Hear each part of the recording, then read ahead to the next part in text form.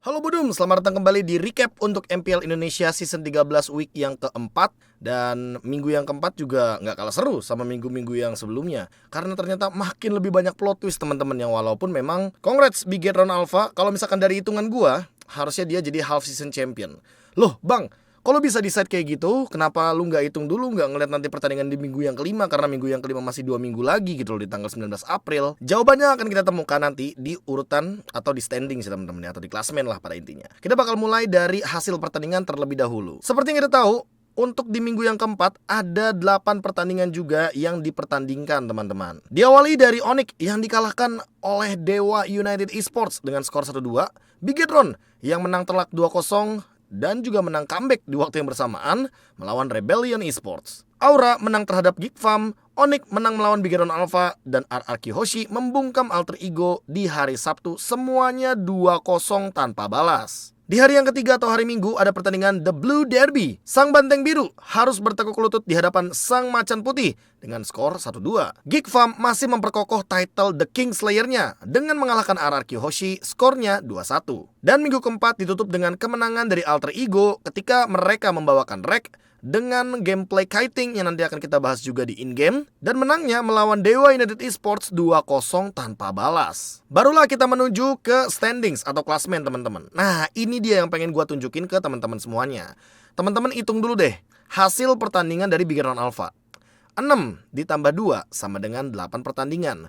Dan untuk menentukan half season champion, minimal harus ada 8 pertandingan dari semua tim yang bertanding. Tapi kalau dihitung-hitung, emang kayaknya cuma Bigetron Alpha doang nih yang baru memuncaki klasmen dengan skor 6-2. Dan di bawahnya itu nempel dengan skor 4-3 ya kan, dari Onyx, Aura, Alter Ego, dan juga Geek Farm. Sementara untuk Dewa United Esports dan juga RRQ menang 3 kalah 4, 7 match juga, sama seperti urutan 2 sampai dengan urutan yang kelima. Lalu untuk Rebellion Esports dan juga EVOS Glory skornya juga sama 2-5. Jadi 7 match juga.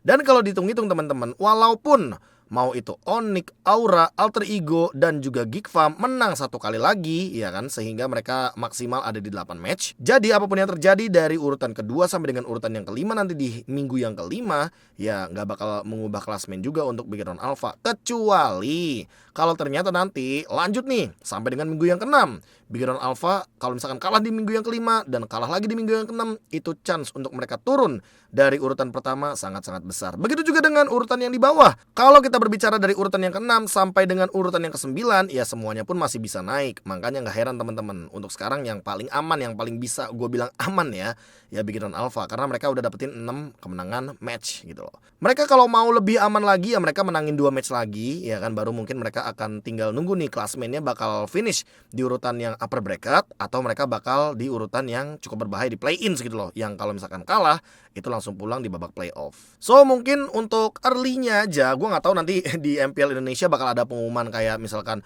congrats half season champion kayak waktu season 10 lagi atau enggak. Tapi kalau misalkan emang ada ataupun mungkin dibutuhkan, ya half season championnya udah ketemu gitu loh teman-teman. Makanya logonya juga nggak berubah sepertinya. Dan kalau begitu, udah lama kita ngobrolin soal hasil pertandingannya, so tentunya kita juga gak bakal lewatin klipnya biar teman-teman mungkin bisa implementasikan di rank games. Kita bakal mulai dari Dewa United Esports. Ada 9 klip yang bakal teman-teman saksikan nanti, klipnya per tim. So kita bakal mulai dari klip yang pertama. Kita mulai dari klip ketika Dewa United Esports menang terhadap Onyx, dan menangnya ini menggunakan Masya Romer. Jadi kalau misalkan teman-teman main Masya Romer, ini tipenya juga tipe yang sekali tabrak, 2 kali tabrak, 3 kali tabrak. Karena Masya ini kan tipenya sekarang ultimate-nya itu bisa digunakan 3 kali berturut-turut gitu loh. Yang kalau misalkan teman-teman masih belum tahu, jadi intinya Masya ultimate-nya sekarang itu berdasarkan bar HP. Kalau dia ultimate dari HP-nya kali 3 ya kan, dan tiba-tiba HP-nya hilang jadi kali 2, dia bisa ultimate lagi. Kalau dari kali 2 ke kali 1, dia pun bisa ultimate lagi. Jadi total Masya itu bisa ultimate 3 kali. Bayangin kalau dengan dire hit dia bisa nabrak ya kan berkali-kali ya kan, 3 kali maksimal dengan item seperti Heptasis, Blade of Despair, dan Blade of Despair sebanyak mungkin. Karena di game ini sebenarnya teman-teman kalau mau lihat item terakhirnya Drian, itu Drian cuma modal Heptasis, Blade of Despair-nya 2. Udah dia cuma main datang ganyang belakang ya kan, ganyang Albert, dan ultimate 2 kali hilang kalau gitu. Gold laner atau mid lanernya minimal. Dan di game ini lagi-lagi Drian menggunakan Romer Dire Hit biar dia bisa ngelakuin split push di area bawah. Teman-teman bisa lihat ya kan, dia ngelakuin clear wave dengan cepat. Dan teman-teman dari Dewa itu tarik ulur Lordnya gitu loh. Seketika teamfight dibuka dong, karena ya Kiboy udah ngeliat tuh di bawah ada orang, ada Masya yang lewat gitu kan. Lutfi open map, Dixon buying time, dan alhasil dengan keadaan 4 lawan 5, Drian dia nge-pop up sprintnya. Karena di sini Kiboy udah divine judgment, jadi dia nggak bisa divine judgment 2 kali kan. Dan Albert tertangkap. Bayangin teman-teman, ini ultimate-nya Drian ada lagi dan ada terus-terusan. Nih teman-teman bisa lihat ya kan, indikator hijaunya. Dia nabrak sekali. Dar, hilang cooldown. Ada lagi ultimate-nya. Dar. Pas darahnya hilang, baru ada lagi. Bayangin kalau Sans nggak flicker. Sans kalau tadi nggak flicker teman-teman, itu Sans udah pasti bakal dimakan juga sama Drian. Bakal di clap. Tuh, thunder clap. Tuh, lihat jaraknya. Dan ini udah bisa pasti bakal dapetin double kill gitu loh. Dan tim fight-nya juga kebagi 2, ya kan, karena Albertnya ke zoning gara-gara Drian. Nih, lihat. Pas Albertnya ke zoning gara-gara Drian. Yang di sini teman-teman dari Onyx-nya ketinggalan. Jadi Watt-nya bebas banget buat ngedeal damage bareng sama Case. Karena Case dan Watt ini kan 2 damage dealer kan jatuhnya, mid laner sama gold laner gitu loh. Alhasil ya udah Watt-nya tinggal bersih-bersih gitu loh, pakai like and punch, pakai basic attack, dikejar pula, langsung dapetin double kill. Dan Kiboy-nya karena dia udah pakai divine judgment, jadi dia nggak bisa pakai lagi divine judgment-nya. Dan itulah Masya Romer.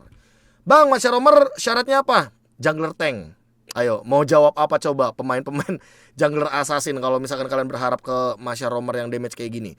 Kenapa gue bilang syaratnya jungle tank? Ya karena kalau teman-teman lihat di sini Lanaya juga pakainya Barats gitu loh, jungler tank. Dan dengan jungler tank untuk menyeimbangi damage tersebut dibutuhkanlah Romer. Makanya Masya Romer dire hit muncul, Heptasis Blood of Despair, mau Blood of Despair-nya 4 juga ya bakal tetap sakit. Karena apa? Karena yang dicari Thunderclap-nya itu 3 kali, nabraknya 3 kali, dire hit-nya aktif, musuh udah pasti instant kill. Coba di rank games deh. Tapi lagi-lagi di rank games pun harus main tim ya teman-teman, please. Selanjutnya adalah klip buat Rebellion Esports. Dan ini adalah klip yang sangat-sangat bisa menimbulkan perdebatan dari banyak pihak teman-teman. Jadi kita ngomongin soal Luoyi dan endgame split push yang bisa dilakukan sama Rebellion, tapi ternyata didinai sama teman-teman dari Bigeron Alpha. Tapi kalau teman-teman sadar ya kan, teleport ini bener-bener fenomenal banget. Karena teleportnya dilakukan ketika momen-momen yang krusial. Dan ini sebenarnya menguntungkan Rebellion di satu sisi, karena mereka punya wave minion yang nge-push dari 3 lane yang berbeda. Diawali gara-gara Rebellion kayaknya terpicu untuk melakukan team fight, ya kan. Mereka ingin memicu team fight biar teman-teman dari Bigeron Alpha nggak pulang, ya kan. Tapi ternyata yang memicu team fight duluan itu juga nggak kalah dari Bigetronnya, karena Bigetronnya di sini nggak bisa terlalu lama-lama untuk nge-hold minion. Makanya dibukalah team fight dari Ki. Minion Fury kena 4 pemain.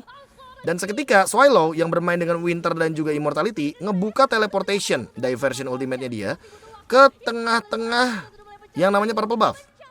Yang terbang itu adalah Auditizi dan juga Moai. Seketika Bigeron Alpha ngerespon dong, dia udah pasti bakal mundur.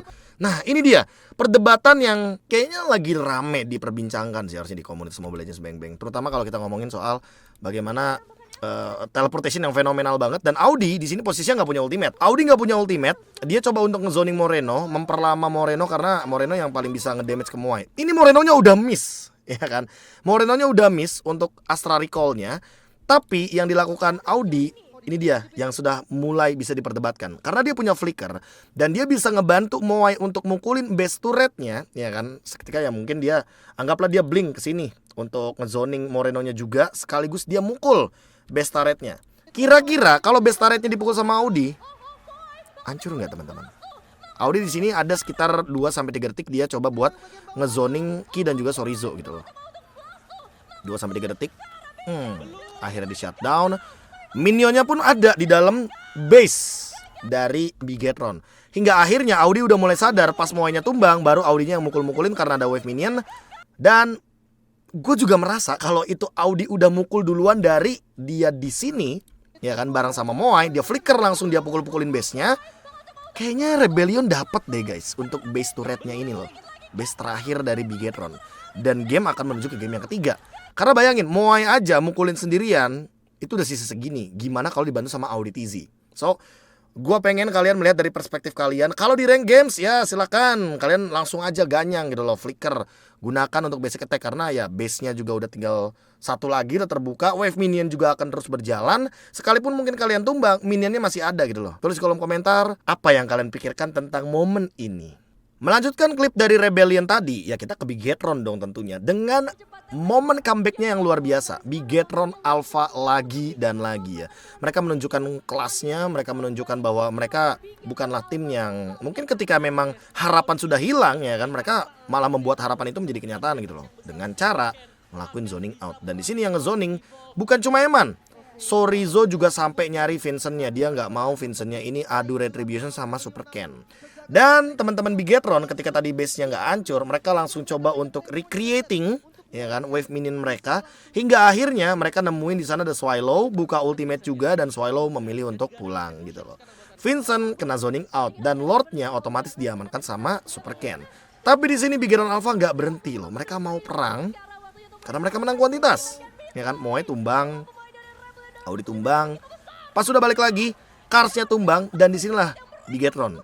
Mereka tahu kalau sebelumnya Rebellion tuh udah ngebuat sebuah space yang luar biasa buat Bigetron dapetin Lord. Pas Auditisi sama Moe-nya mau hidup, mereka tuh coba untuk ngepok damage sebanyak mungkin. Mereka coba untuk zoning sejauh mungkin. Dan hingga akhirnya ketika Audi dan Moe kembali lagi ke Land of Dawn, Kars sama Vincent-nya kegiling sama Sorizo. Buah, kebakar semuanya tuh sama Last Insanity. Dan perangnya dimenangin sama Bigetron Alpha.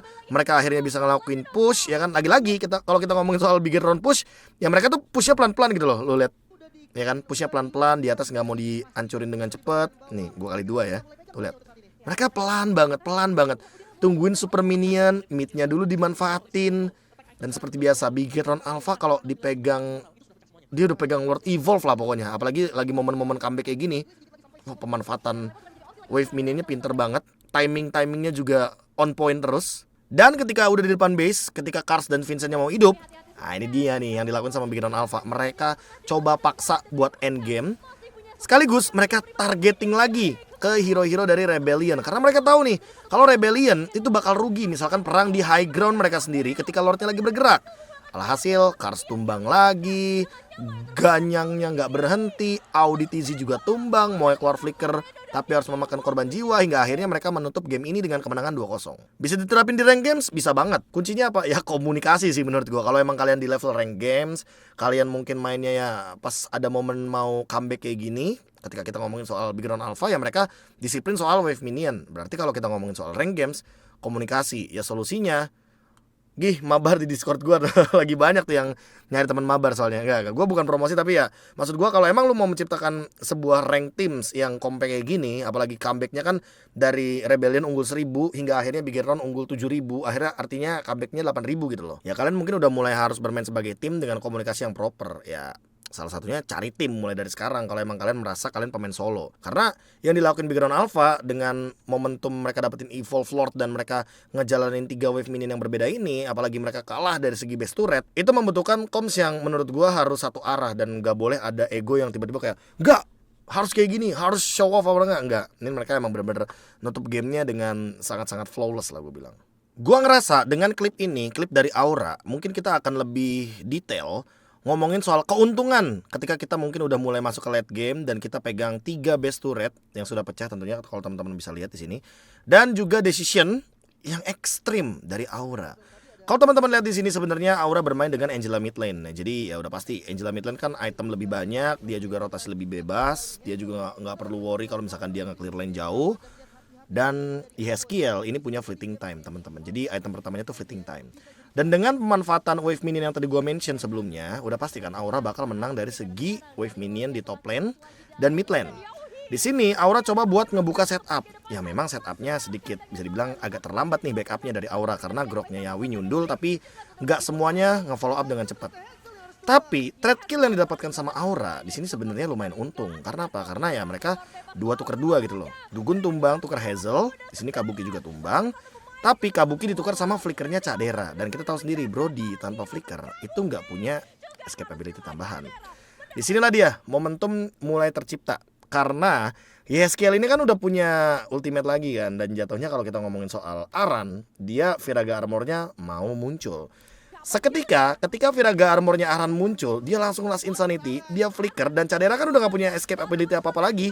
Dia kejar Caderanya. Luke juga di sini tertangkap, kena wall charge, nggak ada Eye, tumbang. Decision late game.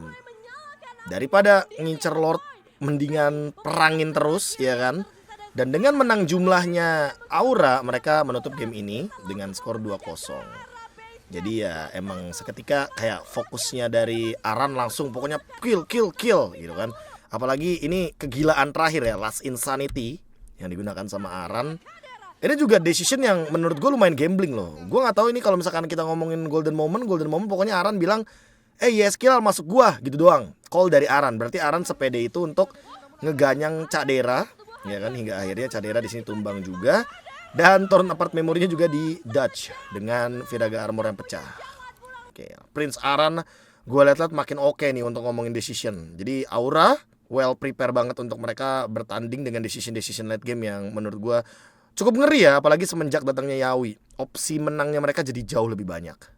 The Sky King atau Raja Langit ternyata juga nggak mau kalah gitu loh. Untuk di minggu yang ketiga mungkin mereka nggak dapetin kemenangan sama sekali. Dan di awal dari minggu yang keempat juga mereka ditelan oleh Dewa. Tapi ketika berhadapan dengan sang pemuncak klasmen Bigetron Alpha, mereka dapat poin penuh. Tapi bener-bener hektik banget fightnya. Diawali dari mungkin Super Ken ya yang bonyok duluan, ya kan? Lihat. Dia kena damage banyak banget dari clean-nya cewek, terus dipaksa mundur dengan menggunakan heavy spin. Dan di sini Super Ken sebenarnya berada dalam disadvantage karena HP-nya benar-benar low banget dan Lord itu coba buat dipoke pelan-pelan sama Kubu Onyx. Nah, di bawah Lord JM dorong Wave Minion karena mereka juga bisa dibilang kalah nih untuk Super Wave Minionnya. Di zoning lah sama Sans hingga akhirnya momen pecah nih. Momen pecahnya di Eman. Eman tiba-tiba mau straight push ke area mid lane. Dia tuh intinya pengen nyoba ngebuka ruang biar Onyx tuh mundur. Dan dengan fight bertiga di sini, ya kan, mereka berharap Bigetron itu bisa ngebalikin keadaan. Masalah utamanya adalah Super Ken ini kan ultimate-nya udah dipakai duluan. Dan kalau dia nggak punya ultimate, susah banget tuh buat ngambil Lord di depan Kairi. Tapi poin plusnya di sini adalah tiba-tiba, ya kan, tiba-tiba Ki bikin Kairi sekarat dalam keadaan seperti ini, ya kan, bikin Kairi sekarat dan bikin Kairi juga nerima damage dari Moreno, ada Glowing Wand. Immortal Kairi ini setipis banget ya kan. Udah pasti bakal kayak pecah gitu kan. Seketika cewek yang tumbang di sini. Wah. Pecah lah tim fight, ya kan. Pecah fokus juga. Sans milih untuk recall karena dia tahu di mid lane ini bakal bisa di end game karena Lutfi juga udah gak punya flicker. Dan Kairi 1v4 situation dengan tenangnya dia congkel Ken dan retrinya on point. Jadi sebenarnya di sini Ken juga punya kesempatan buat ngambil Lordnya. Tapi karena dia nggak punya heavy spin dan Kairi punya efek sisi knock up, ya kan, tuh Ken-nya ke knock up sedikit hingga akhirnya retrinya sedikit ke delay, sedikit telat. Dan seketika Eman yang tadi udah ada di area mid lane, dia nggak berhadapan lawan Lutfi doang. Ada Keyboy, ada Sans, hingga akhirnya Sans-nya nge-backup dan Netherrealm-nya nyelamatin Onyx. Lord muncul, tapi teman-teman dari Bigetron Alpha nggak memilih untuk mundur dulu. Mereka malah mau motong Lordnya di sini. Dan menurut gue ini adalah keuntungan buat Onyx karena ini yang pertama Lord evolve, top lane juga ngedorong. Sans juga di sini punya banyak banget resource walaupun dia mungkin udah keluar ultimate tapi dia punya pasif, ya kan.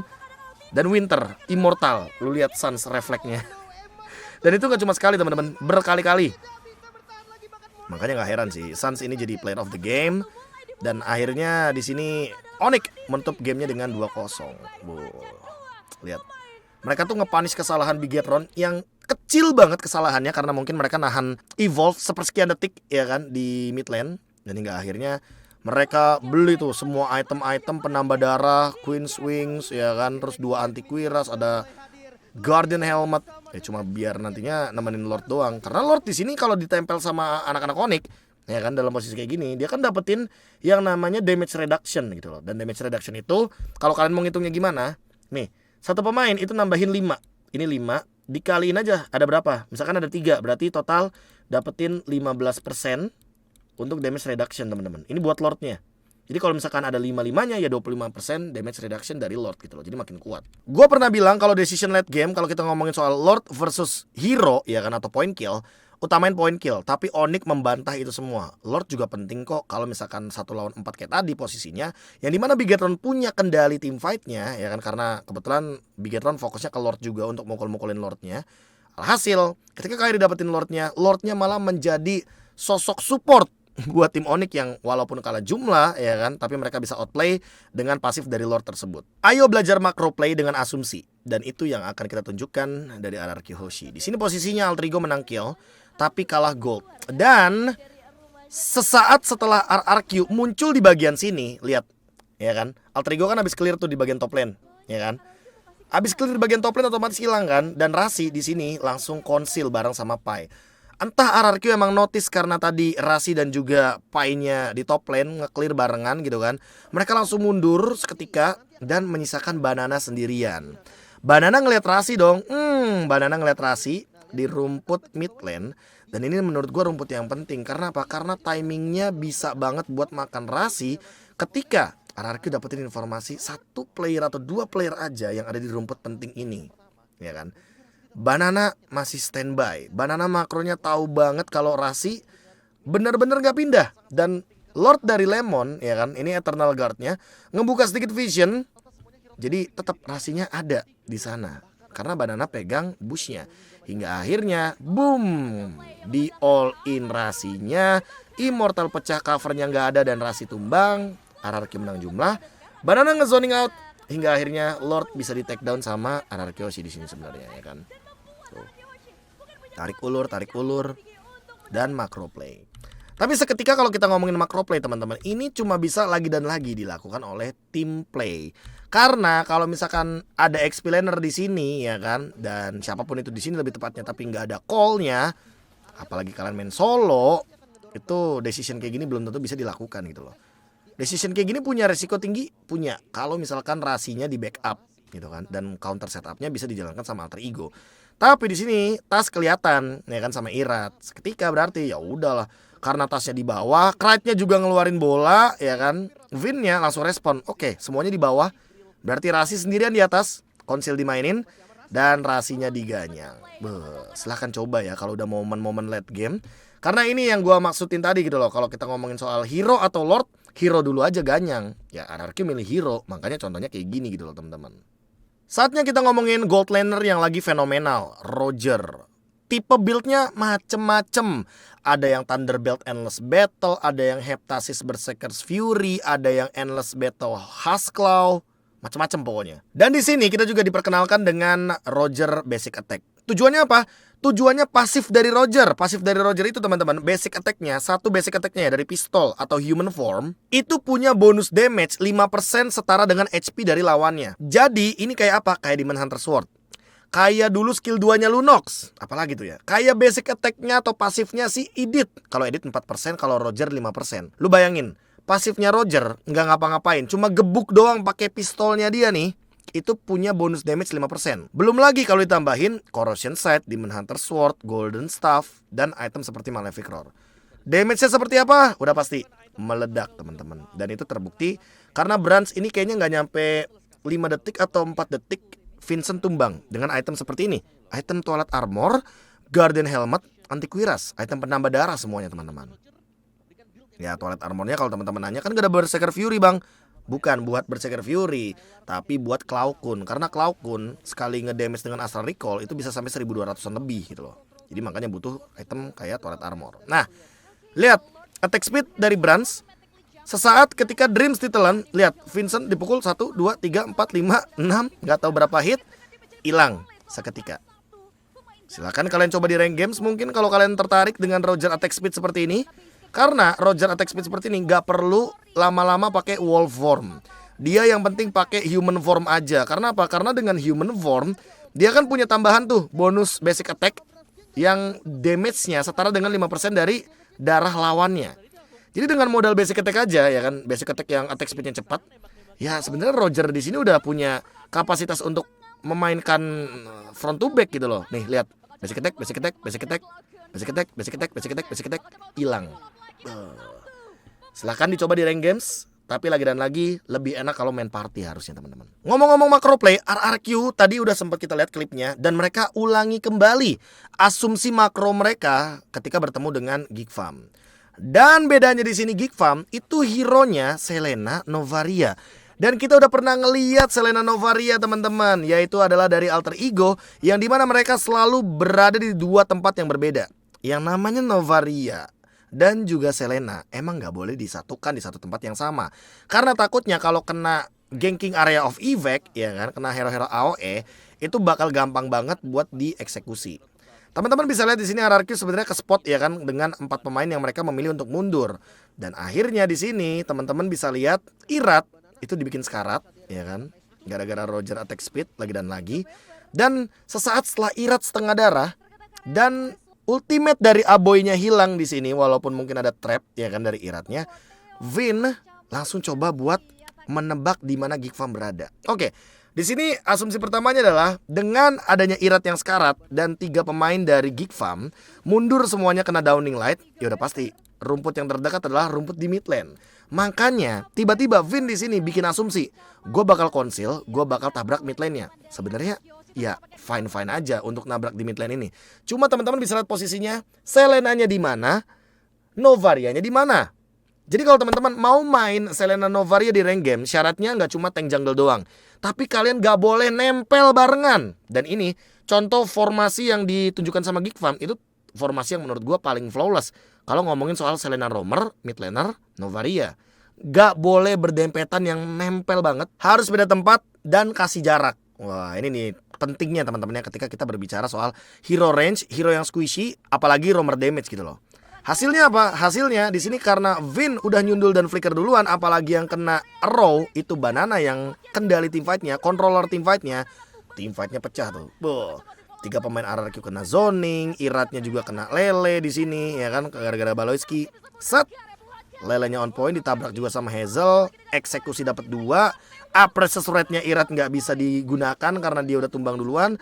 Dan teman-teman bisa lihat ada Lord, jadi free Lord buat Geek Farm. Jadi mereka seketika dengan roamer Selena dan juga adanya mid lane Novaria, mereka menunjukkan kalau misalkan asumsi dari RRQ udah benar gitu loh. Mereka ada di sana, tapi nggak benar-benar di sana karena mereka misah.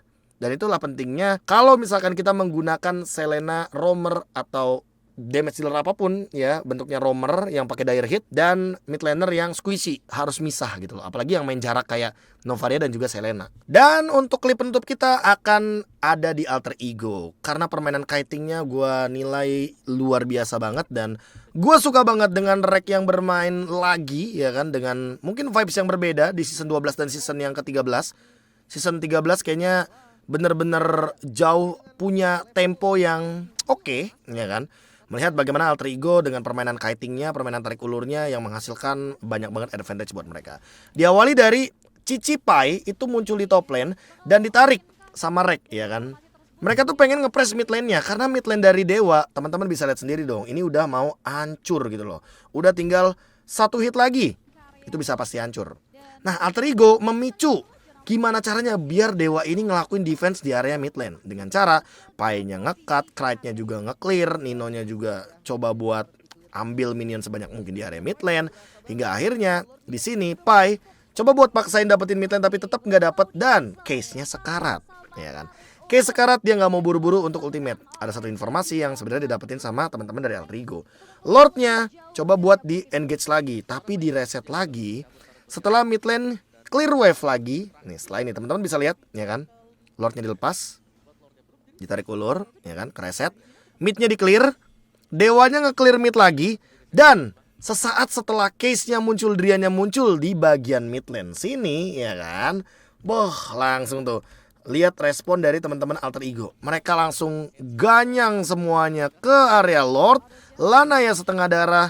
Dan di sini warnya pecah banget ya kan, tarik ulur, Lanayanya tumbang, Dixon udah keluar ultimate tumbang juga, Tas nggak ada yang bisa diadu retrinya, hingga akhirnya Nino dapetin triple kill. Wah, ini menurut gua gameplay tarik ulurnya nggak cuma gameplay tarik ulur dengan hero, tapi juga dengan minion.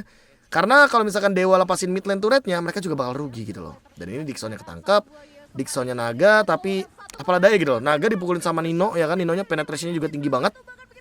Dan Drian juga one hero moment. Kalau misalkan dia udah pakai ultimate, ya dia bakal rugi banget gitu loh untuk ngelanjutin team fight. Dan Alter Ego di sini gue lihat temponya jadi lebih teratur aja sih. Let's see kedepannya ketika kita ngomongin soal MPL Indonesia season yang ke-13 untuk minggu yang kelima.